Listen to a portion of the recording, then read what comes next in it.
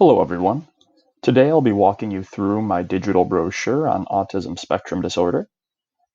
This brochure serves to introduce ASD, its definitions, warning signs, prevalence rates, things teachers should know about ASD, and tips and strategies for educators to use in the classroom.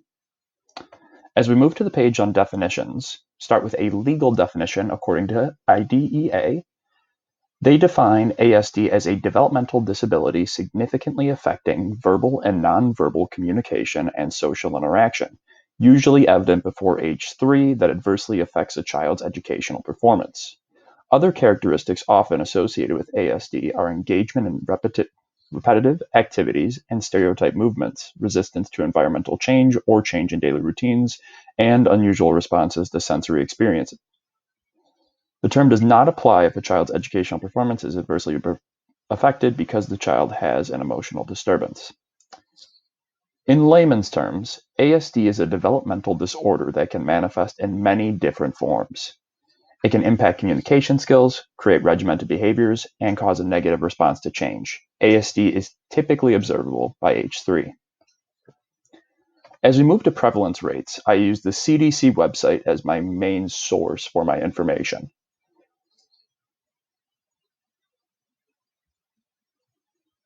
The prevalence rate of autism spectrum disorder has increased over the past decade and a half. CDC research shows it impacted 6.7 children out of 1,000 in the year 2000.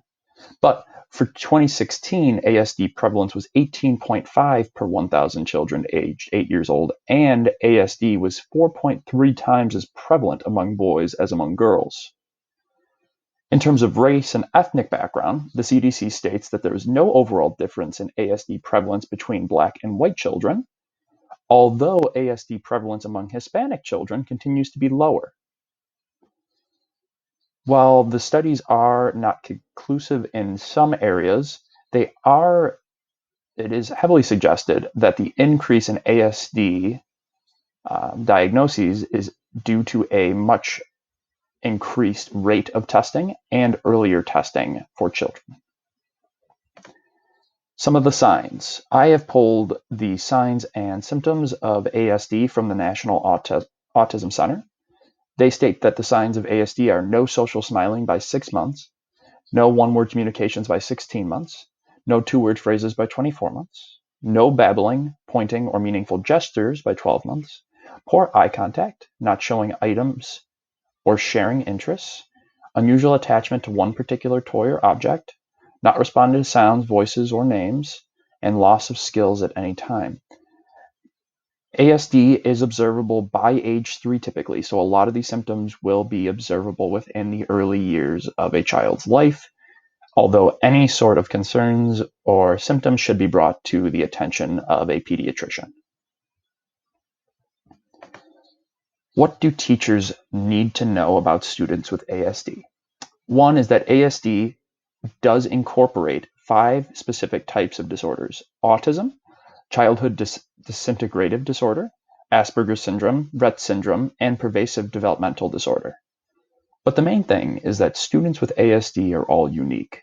Never assume that any students with ASD will be the same or even share similar behaviors. They are all people, just like any other student.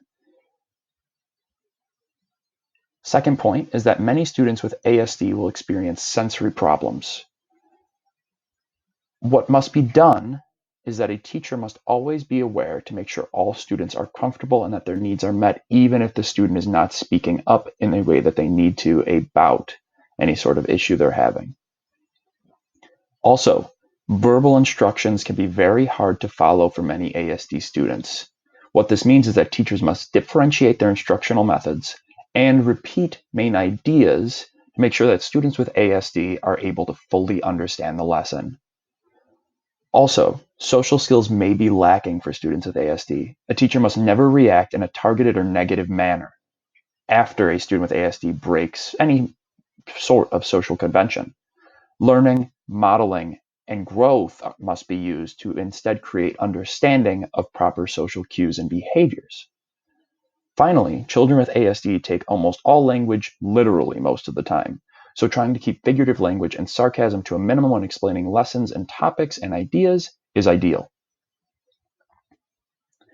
When it comes to tips and instructional strategies that teachers can use in their classrooms to help students with ASD, one thing that has been found is that technology needs to be considered as an essential element of support.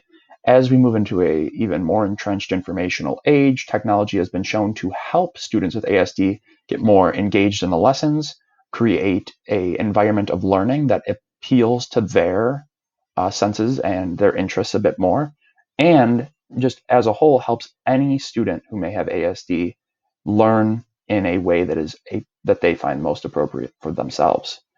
Second, behavior support is instrumental to create positive improvements in the child's behavioral patterns. A teacher must work with students with ASD to make sure that they are getting the behavioral support that is needed and that they are not being left without any sort of reinforcement or modeling based off other students' behaviors or off teacher expectations. Third is that teachers must get to know the students with ASD and just like they would any or all of their other students. Gain an understanding of their interests, and it will help you better relate your teachings to the student. Fourth, create a structured educational environment in which the student feels comfortable.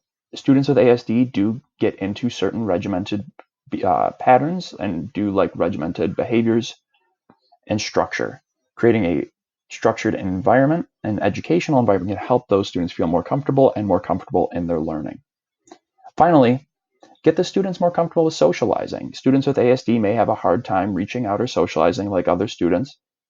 So incorporating more pair work and group work can be instrumental in getting them more comfortable talking to the other students.